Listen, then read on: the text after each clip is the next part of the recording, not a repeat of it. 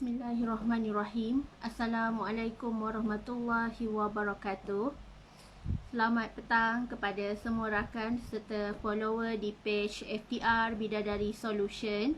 Okey, apa khabar anda semua hari ini? Didoakan agar semuanya dalam keadaan sihat walafiat, sentiasa diberikan kemudahan dan juga kelancaran dalam setiap urusan yang kalian lakukan kerana Allah Ta'ala, insya-Allah. Okey, boleh tolong share dan kongsikan Soleh punya link page live pada hari ini supaya lebih ramai orang yang akan dapat manfaat daripada perkongsian ilmu yang berkat, insya-Allah. Okey, hari ini merupakan sharing ilmu daripada Soleha hari yang ke-51 pada tahun ini, insya-Allah. Okey, tajuk hari ini adalah syaitan kalah dengan orang yang ikhlas ataupun disebut juga dengan mukhlis. Syaitan kalah dengan golongan mukhlis, orang yang ikhlas. Okey, insya-Allah. Jom sama-sama kita berselawat dan berdoa. Semoga Allah memberkati majlis ilmu kita pada petang ini, insya-Allah. Allahumma salli ala Sayyidina Muhammad wa ala alihi Muhammad. Allahumma salli ala Sayyidina Muhammad wa ala alihi Muhammad. Allahumma salli ala Sayyidina Muhammad wa ala alihi Muhammad. Bismillahirrahmanirrahim. Allahumma aftah alaina hikmataka wa anshur alaina min khazaini rahmatika ya arhamar rahimin. Rabbi shrah li sadri wa yassir li amri wahlul 'uqdatan min lisani yafqahu qawli. Amin ya Allah ya mujib. Okay, thank you. Hai, waalaikumsalam Kak Baya. Waalaikumsalam Kak Nah. Hai Reha, alhamdulillah. Okey, berbalik kepada tajuk kita pada petang ini. Kenapa syaitan kalah kepada orang yang ikhlas? Okey, sebenarnya daripada firman ayat Al-Quran daripada surah Sad ayat 82 hingga 83, syaitan telah berjanji bahawa dia akan mengganggu dan menggoda semua umat Nabi Muhammad kecuali mereka yang ikhlas sahaja. Syaitan akan kalah. So syaitan takkan ganggu orang yang ikhlas. Dan huraian daripada perkataan ikhlas ni ada juga disebut dalam surah Al-Hijr, di mana syaitan takkan mengganggu golongan yang ikhlas dalam ibadah, ikhlas dalam setiap amalan, ikhlas dalam setiap perbuatan dan tutur katanya.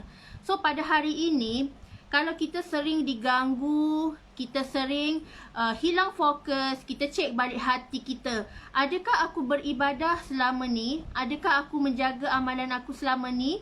Adakah aku ikhlas niat kerana Allah Ta'ala? So kalau kita ni, kita istiqomah dalam amalan kita, tiada gangguan, kita fokus dan penuh penghayatan dalam ibadah kita, itu maknanya tandanya insya-Allah hati kita ikhlas dan reda buat ibadah. Tetapi andai gangguan demi gangguan yang kita dapat pada hari ini, sebenarnya itulah janji dan sumpah setia daripada syaitan kepada Allah bahawa aku akan ganggu umat Nabi Muhammad kesemuanya kecuali mereka yang ikhlas. So orang yang ikhlas takkan diganggu oleh syaitan. Orang yang ikhlas akan kalah dengan godaan syaitan. Sebab tu kita dalam ibadah kita, kalau hari ini masih ada perasaan riak, ujub, takabur, sebab tu ibadah kita masih belum diterima oleh Allah. Sebab tu ibadah kita ni masih orang kata banyak lompong-lompongnya. Kita tak menghayati ibadah kita, kita tak menghayati ilmu akhirat yang sedang kita pegang. Kita tak bersungguh-sungguh menunjukkan bahawa kita ni betul-betul ikhlas dalam ibadah. Sebab tu syaitan, janji dia tak akan mungkiri. Dan kita kalau masih lagi terpengaruh dengan tipu daya syaitan, masih lagi nak buat maksiat, masih lagi nak buat dosa, masih lagi banyak penyakit hati, sebenarnya itulah janji syaitan kepada mereka yang tidak ikhlas dalam ibadah. Bahawa syaitan, dia akan kalah dengan orang yang sentiasa ikhlas dalam ibadah. Sebagai contoh, dalam situasi pada zaman sahabat Rasulullah sallallahu alaihi wasallam, ketika itu Sayyidina Ali sedang keluar untuk pergi berperang. Namun saat itu, tiba-tiba Sayyidina Ali tidak jadi membunuh pihak musuh. walaupun pihak musuh pada ketika itu sedang meludah wajah Saidina Ali. Saidina Ali terus berhenti dan dia tidak jadi membunuh. Sebab apa? Kerana saat itu Saidina Ali takutkan bahawa dia takut dia bunuh musuh dia tu kerana perasaan marah, bukan kerana Allah Ta'ala. Sebab marah itu lahirnya daripada syaitan. Marah itu lahirnya daripada api dan hasutan daripada syaitan. Sebab tu bila kita sedang marah, emosi kita sedang tak stabil, emosi kita sedang kacau bilau, kita jangan buat apa-apa, berhenti sekejap, renung sekejap dan bertenang sekejap. Sebab orang yang marah ni, dia akan sentiasa mengikut telunjuk syaitan. Tetapi orang yang tenang ni, jiwanya akan sentiasa berdekat dengan Allah. Apa-apa keputusan yang dibuat, insya-Allah dia akan berbalik kepada Allah. Berbanding orang yang sedang marah, yang panas baran, yang api sedang meluap-luap dalam diri dia, sebenarnya marah itu adalah daripada syaitan, bukan diri dia. Bukan dia yang zahirkan kemarahan tu, tetapi syaitan punya tugas adalah menyebabkan kita ni nak bunuh musuh ni. Saidina Ali sebab tu dia berhenti. Dia tak terus bunuh musuh walaupun muka dia kena ludah waktu tu. Dan di sini nampak tak bagaimana keikhlasan kita. Kita nak berjuang di agama Allah ni kerana ikhlas ke, kerana telunjuk syaitan ke, ataupun kerana kita inginkan pengiktirafan manusia. Soalnya pada hari ini ramai orang tewas dengan pujuk rayu manusia. Ramai orang tewas dengan nakkan pujian, nakkan pengiktirafan, nak orang recognize dia, nak orang selalu salute dekat dia. Padahal hati dia sedang berbolak-balik di mana ikhlas dia sudah hilang. Ikhlas dia, fokus dia dalam ibadah telah dikacau oleh syaitan laknatullah. Sebab tu bila kita hidup dekat dunia ni, kita nak berubah sesuatu daripada biasa, nak jadi seorang yang luar biasa, daripada kita nak improve ibadah kita, daripada kita tak pernah buat, nak jadi kepada istiqamah dalam ibadah, ia memainkan peranan ikhlas dalam hati kita. Kalau kita tak ikhlas, kita tak boleh nak istiqamah. Sebab tu kadang-kadang jangan pelik, kenapa aku boleh buat bulan ni, kenapa bulan lepas aku tak boleh buat. On off kita punya ibadah. Zikir kita on off. Ibadah kita on off. Kita punya mengaji, kita tak istiqamah. Tak boleh nak istiqamah. Sebab apa? Ikhlas tu sudah hilang daripada hati kita. Sebab tu, syaitan dia sentiasa akan kalah dengan orang yang ikhlas. Kerana selalunya hanya Allah ni, Allah hanya akan terima ibadah hamba-Nya. Kita semua ni manusia, Allah hanya akan terima ibadah yang ikhlas lillahi ta'ala. Ibadah yang berbaur, ujub, riak, takabur, semua tu takkan diterima oleh Allah. Sebab tu bila kita buat ibadah, pastikan ibadah kita ni sentiasa sempurna, niatkan kerana Allah Ta'ala. Sebab tu bila kita solat pun, kita ada niat kita. Usolli solat az-zuhri. Sahaja aku solat fardu zuhur. Kita buat solat, kita buat apa-apa ibadah, puasa ke, semua ada niat. Nak bayar zakat pun ada dia punya lafaz akad ni, niat dan sebagainya. Sebab tu bila kita lakukan ibadah, andai kita terpesong niat kita, so kita nothing, tak dapat apa-apa. Sebab tu Allah hanya akan terima ibadah dan amalan kita yang kita niat ikhlas kerana Allah Ta'ala. Bukan kerana nak menunjuk-nunjuk, bukan kerana kita nak orang sanjung kita, bukan kerana kita nak orang puji-puji kita, tak. Semua tu tak ada ukurannya di sisi Allah. Allah tak pandang semua tu. Allah tak pandang semua tu, tetapi Allah pandang niat hati kita. Allah pandang keikhlasan hati kita. Dan seterusnya. Bila kita lakukan sesuatu perkara tu, kita tak harapkan balasan. Sesetengah orang, dia buat sedekah, dia harapkan balasan. Dia buat sedekah, dia harapkan Allah balas balik dekat dia. Sebenarnya, kita kena betulkan balik niat kita. Contohlah, kita ada hutang. And then kita tahu, ada beramai ustaz kongsi, formula 10% hutang ni boleh lunaskan, kita bayar 10% daripada jumlah hutang tu boleh lunaskan hutang kita yang lama-lama tu. And then, niat kita dah terpesong dah. Kita buat sedekah kerana nak harapkan balasan Allah. Sebab tu, bila kita nak sedekah, pasakkan dan redokan di hati kita, ya Allah, aku sedekah ni kerana Allah Ta'ala. Jangan ada fikir nak Allah balas balik. Jangan ada fikir apa imbalan yang aku akan dapat. No, macam tu adalah konsep yang salah. Contohlah, kita solat. Kita solat, kita harapkan Allah bagi kita rezeki melimpah ruah. Sebenarnya, kita kena betulkan niat kita. Ya Allah, aku solat ni sebab aku nak bersihkan dosa aku. Ya Allah, aku solat ni sebab aku nak dekat denganmu. Ya Allah, aku solat ni supaya aku dapat kejayaan dunia akhirat. Tetapi andai kita, bila kita buat sesuatu perkara, kita mengharapkan materialistik, kita mengharapkan balasan, kita mengharapkan sesuatu imbalan daripada Allah Subhanahu Wa Taala, ikhlas kita mudah lari. Sebab tu syaitan terus mengganggu kita. Sebab syaitan dia akan menang kepada orang yang tak ikhlas. Tetapi syaitan hanya akan kalah kepada orang yang ikhlas, iaitu mukhlis.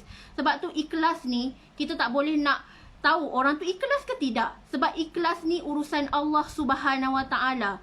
Selagi kita buat ibadah, kalau ada perasaan di hati kita yang negatif, ada perasaan yang tidak enak dekat hati kita ni, kita cuba untuk reset balik niat kita. Ya Allah, aku buat semua ni kerana Allah Ta'ala.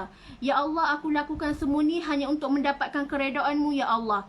Tetapi, ramai orang yang kalah dengan niat diri sendiri. Sebab Allah ni hanya akan tahu apa yang ada dalam hati kita.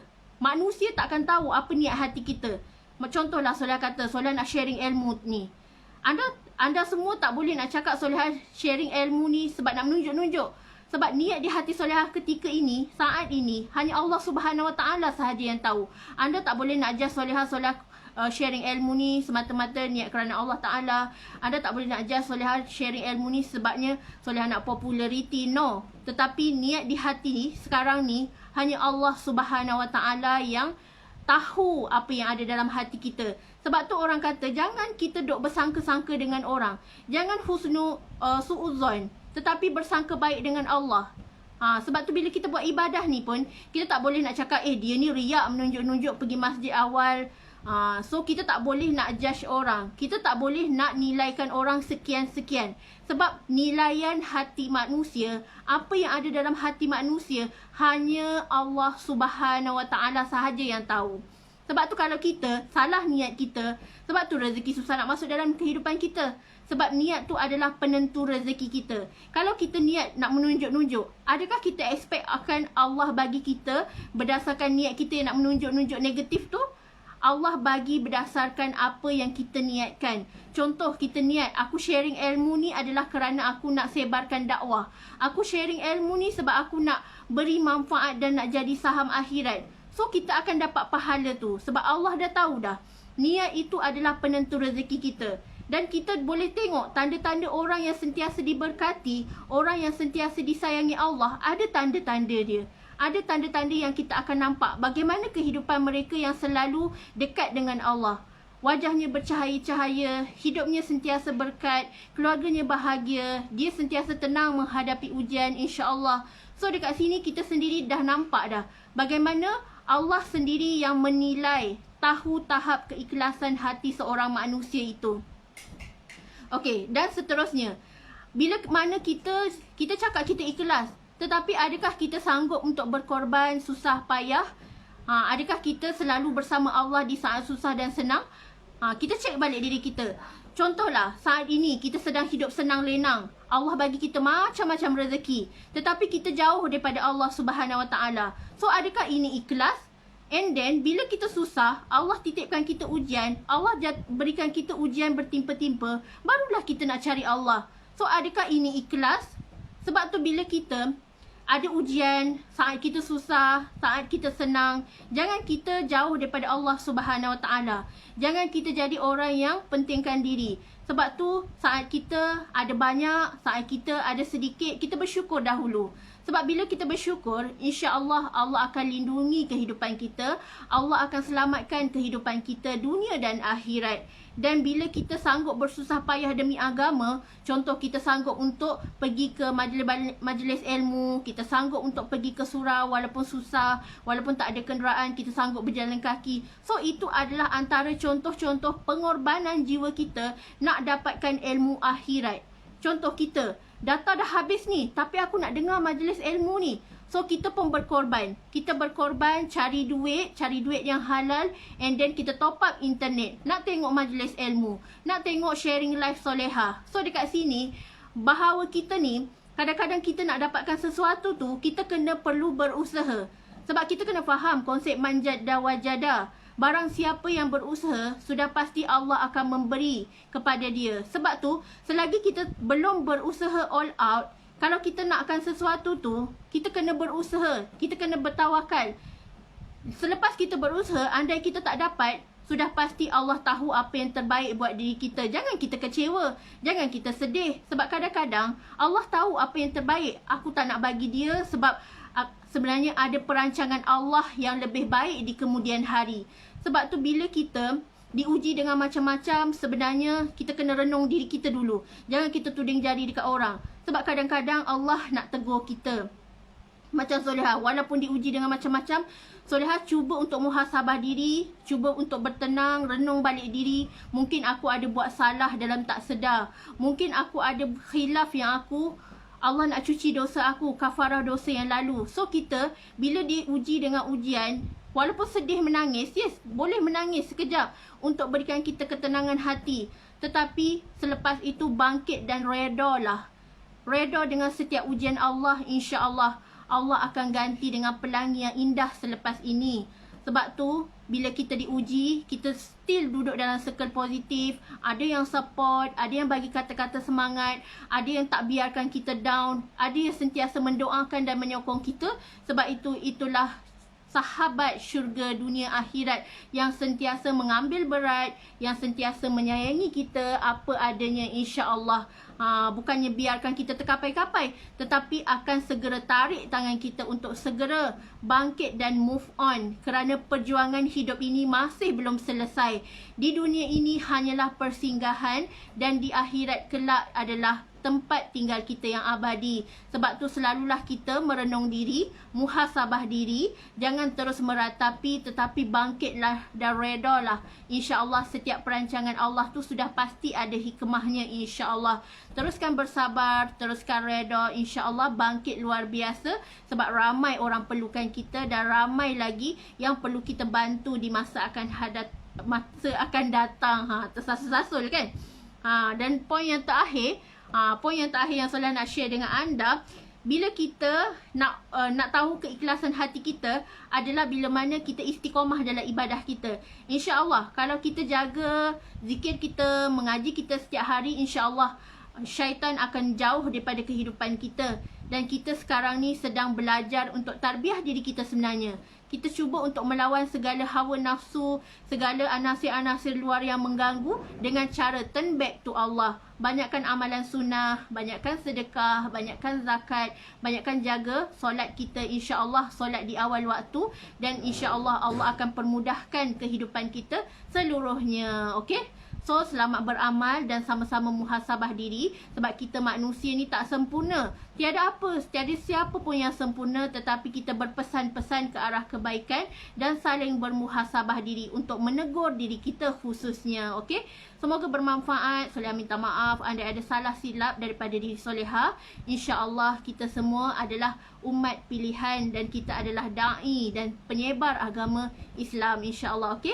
Wabillahi taufiq wal hidayah. Wassalamualaikum warahmatullahi wabarakatuh.